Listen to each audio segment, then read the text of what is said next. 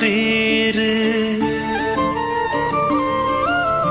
சீதைக்கு நீதி கேட்கும் பிள்ளைகள் கடமை கண்ணியம் காக்கும் என்ன உணர்விது? தந்தைக்கும் பிள்ளைக்கும் சத்திய சோதனை தொடங்கிய பயணம் முடிவதெப்போது? அறவாழ்வினை தவ வாழ்வின்